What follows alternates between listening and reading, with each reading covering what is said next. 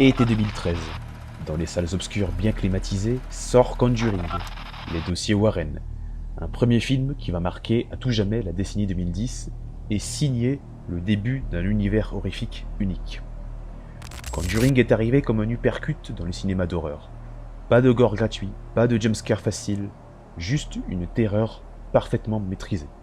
Résultat, un succès mondial au box-office au rendez-vous. Plus de 13 ans après, l'univers Conjuring n'est plus qu'une simple saga, mais une légende moderne qui continue à faire frissonner la nouvelle génération. Si le premier film a marqué le retour de l'horreur classique au début des années 2010, c'est grâce à James Wan, réalisateur que je n'ai plus besoin de vous présenter, devenu au fil des années un des pionniers de l'horreur moderne. Avec son style, ambiance rétro, spiritualité, silence pesant, il a bâti un univers partagé digne des plus grands. Le tout cumulé au box-office, plus de 2 milliards de recettes. Bien qu'aussi soit riche que par son concept du retour à l'horreur classique, l'univers Conjuring est aussi populaire par ses personnages emblématiques, comme le couple Warren, le démon Valak, ou encore la poupée Annabelle. À l'heure où j'enregistre cette vidéo, Conjuring 4 n'est pas encore sorti dans les salles de cinéma. Annoncé comme étant le dernier de la saga qui exploitera le dossier ultime des Warren, des questions reviennent dans tous les thèmes. Qu'adviendra-t-il de l'avenir de cet univers démoniaque? Aura-t-on droit à de nouveaux héros ou des potentiels successeurs aussi dignes que les Warren, ou de nouveaux entités encore plus démoniaques, marquantes et aussi impactantes qu'un Valak ou un Annabelle? Installez-vous confortablement, fermez les yeux, les portes si possible, et plongeons ensemble dans ce que l'avenir du Conjuring Universe pourrait nous réserver.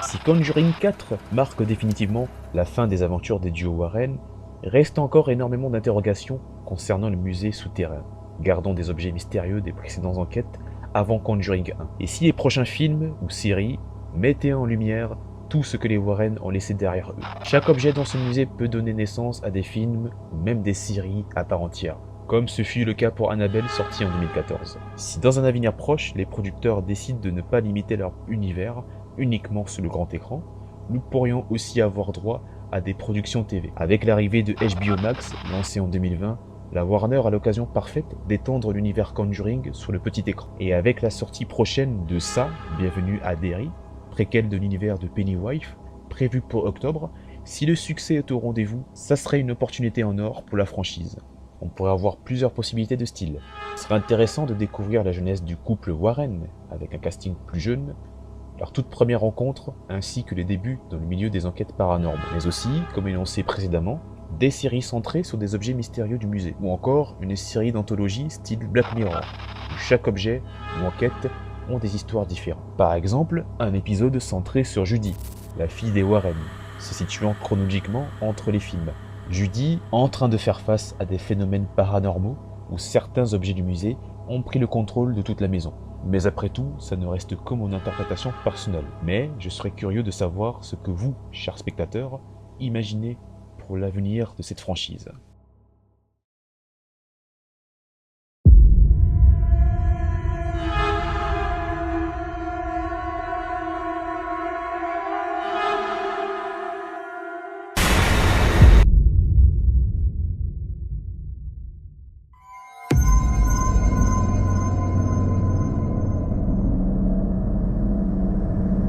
En 2016, Conjuring 2 sort dans les salles de cinéma et le monde entier découvrait pour la toute première fois une des entités les plus démoniaques de l'horreur moderne, Valak, ou plus exactement la nonne en français, antagoniste phare de cet univers qui 2 ans après aura droit à un film en son nom. Et malgré l'échec critique, ça n'a pas empêché de grimper le box-office, s'imposant ainsi comme le plus gros succès financier de la saga. Pour revenir à l'entité elle-même, à l'origine, ce démon est issu des croyances de la Goétie. La Goétie est un art qui a pour fin des invocations démoniaques, une pratique opposée à la théurgie, une forme de magie permettant de communiquer avec Dieu lui-même et invoquer des puissances surnaturelles bienveillantes. Valak possède plusieurs noms, mais l'appellation qui ressort le plus souvent, c'est Volak, avec un O. Loin de la représentation cinématographique imaginée par James Wan, dont l'inspiration ne sort de nulle part, ce démon à la base a une apparence d'un enfant avec des ailes d'ange, comme une forme de hybride, mi-ange, mi-démon, et chevauchant un dragon à 3 têtes. Le nom Valak est mentionné pour la première fois dans le Pseudomonarchium Daemonum, en français Pseudomonarchie des démons, ou encore le Lemegeton, la petite clé de Salomon. Tous deux sont des traités de magie rituels datant du milieu de la Renaissance qui présentent des niveaux de hiérarchie des démons infernaux. Et dans cette hiérarchie, Valak est une des plus grandes leaders de l'enfer et est aux commandes de beaucoup de démons. Le truc, c'est que Valak, dans l'univers Conjuring, c'est une entité qui regorge encore de beaucoup de mystères, des questions sans réponse ou les véritables origines du démon qui restent encore floues. On sait seulement qu'il a la capacité de prendre plusieurs formes, qu'elles soient humaines ou autre chose. La Nonne 3, à ce jour, n'a toujours pas été annoncée officiellement, et si l'occasion se présente, pourquoi pas l'approfondir, de mettre en lumière les origines de ses activités, où on pourrait également suivre les premiers protagonistes qui ont fait face à Valak. Pourquoi pas un préquel qui met en scène par exemple, dans une Europe en pleine renaissance, des protagonistes qui se servent de la théurgie, pratique de la magie qui permet de rentrer en contact avec l'au-delà, pour faire face à des satanistes qui invoquent des démons grâce à la Goétie, et ce des décennies, voire des siècles, bien avant les Warren. Et il ne serait pas impossible que le couple Warren, ou encore la sœur Irène, soient des descendantes directes des pratiquants de la théurgie. Une idée qui serait intéressante à exploiter dans une série dédiée. L'idée même que l'univers Conjuring peut se manifester à travers les époques paraît enthousiasmante, ce qui donnerait un coup de nouveau à la franchise et une belle occasion de séduire de nouveaux spectateurs. Une chose est sûre, c'est que nous n'avons pas encore fini d'entendre parler de Valak.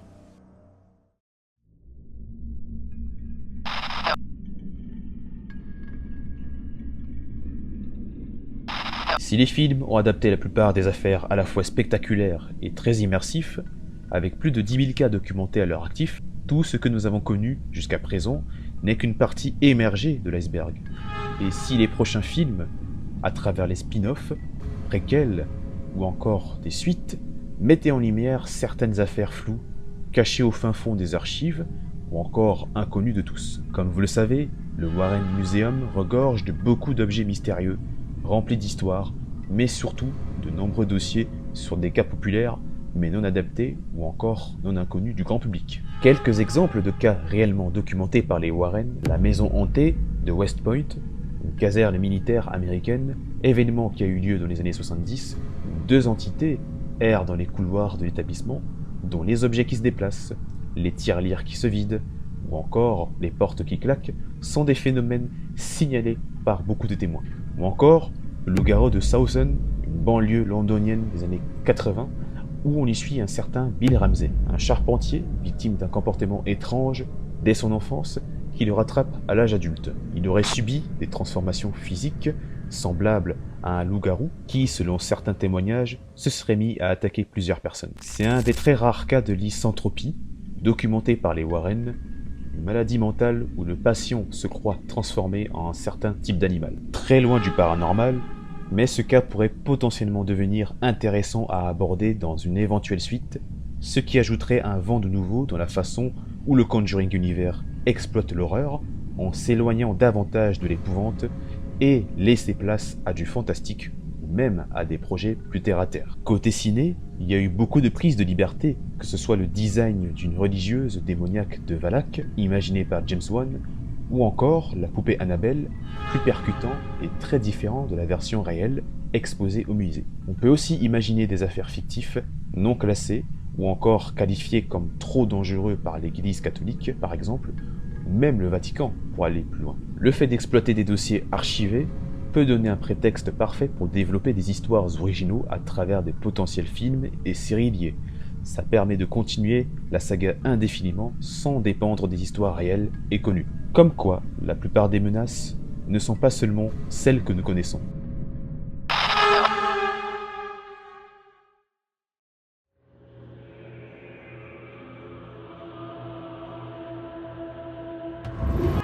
Jusqu'ici, on a abordé des éventuelles possibilités que l'univers perdure dans le temps. Potentiel spin-off, suite, préquel temporel, mais l'univers peut aussi dépasser la frontière américaine. Chose qui n'est pas anodin dans le Conjuring univers. Rappelez-vous, dans Conjuring 2, l'histoire se déroule à Enfield, au Royaume-Uni. Le monde anglo-saxon regorge de beaucoup de légendes urbaines très enrichissantes, comme le Hatman en Angleterre, les Banshees en Irlande, esprit féminin hurlant, capable de prédire la mort de ceux qui croisent leur chemin. Entité qui est très similaire au Mothman, qui d'ailleurs serait intéressant de l'exploiter dans cet univers. Le Mothman est une créature humanoïde ailée qui peut être observée quelques instants avant une catastrophe majeure. Beaucoup, selon certains témoignages, l'auraient aperçu à Tchernobyl par exemple, ou encore quelques minutes avant l'effondrement des 2 tours jumelles en septembre 2001. Et comme les esprits ne se limitent pas à la langue anglaise, en 2019, on a eu la malédiction de la Dame Blanche, la Llorona, où l'histoire se déroule au Mexique, pays qui regorge aussi de multitudes d'histoires et de mythes légendaires comme le célèbre Chupacabra. L'idée d'un univers mondialement connecté peut servir de fenêtre pour les soldats du mal prêts à se manifester. Une immersion au Brésil ne serait pas de refus, avec la fameuse légende du Corpo Seco, un esprit vengeur d'un homme rejeté par Dieu et le diable, condamné à errer sur Terre pour l'éternité. Le folklore africain regroupe également de beaucoup d'histoires et de légendes. On pourrait donc imaginer par exemple un objet présent dans un musée, en particulier le musée des Warren, un objet maudit exporté du continent, acheté par des expéditeurs. Cela pourrait donner suite à des événements surnaturels se multipliant dans chaque foyer ou musée qui ont eu le malheur de tomber sur cet objet maudit. L'objet en question peut être une statue, une peinture, une chevalière ou tout simplement un bracelet. Cela pourrait devenir un film, série, à l'image d'un Jordan Peele mélangé à l'esprit de James Wan. Le folklore européen ne manque pas non plus d'histoires fantastiques, comme notre cher pays la France, un film sur la Dame Blanche par exemple, très idéal pour mettre la légende à jour, avec un casting 100% français, une très belle occasion en or pour le cinéma français, l'espoir fait vivre. La Dame Blanche est une des légendes qui terrifiait énormément beaucoup d'enfants, y compris moi. L'idée de me réveiller en pleine nuit et de tomber nez à nez face à cette entité était quelque chose qui me terrifiait de toute mon enfance. Et l'entité en question, j'aimerais le voir au cinéma ou sous un autre format. C'est une occasion en or pour l'industrie du cinéma français d'adapter une des légendes urbaines qui a frissonné beaucoup d'entre nous. Et pour encore aller plus loin, avec un univers déjà établi, on peut envisager de potentiels crossovers. Peut-être un événement surnaturel à l'échelle mondiale qui force les protagonistes des précédents films à se regrouper. Voilà qui semble être la menace centrale de l'univers. On verrait par exemple des démons sur des lieux précis, ce qui coïnciderait avec les manifestations mondiaux des phénomènes. Un film où on verrait une alliance des Warren avec des autres protagonistes comme la sœur Irène faire face à Valak de nouveau. Plusieurs théories circulent sur un potentiel lien entre Irène et Lorraine Warren, et beaucoup vont encore plus loin en pensant qu'il s'agit tous les deux d'une seule et même personne. La ressemblance physique et les points communs sont identiques. Elles sont tous les deux attachées à la religiosité et accordent beaucoup d'importance. 20 ans d'écart séparent les événements de La Nonne et de Conjuring, premier du nom. Notez aussi que les deux actrices sont également sœurs dans la vraie vie. Et aussi 20 années d'écart. Qui sait? Peut-être que dans nos futurs projets à venir, nous aurons un peu plus de lumière sur ce mystère. Depuis plus de 10 ans maintenant, l'univers Conjuring continue toujours de nous façonner et de nous surprendre à travers les séquences terrifiantes. Et malgré un concept déjà exploité dans beaucoup d'œuvres horrifiques, l'univers Conjuring mise l'accent sur un retour de l'horreur classique, plus terre à terre. Mais jusqu'où l'univers pourrait s'étendre? De nouvelles cultures, de différentes époques de l'histoire? S'il y a une chose qui est certaine, c'est que les lumières ne sont pas prêtes d'être allumées de sitôt. Et l'univers Conjuring ne semble pas avoir dit son dernier mot.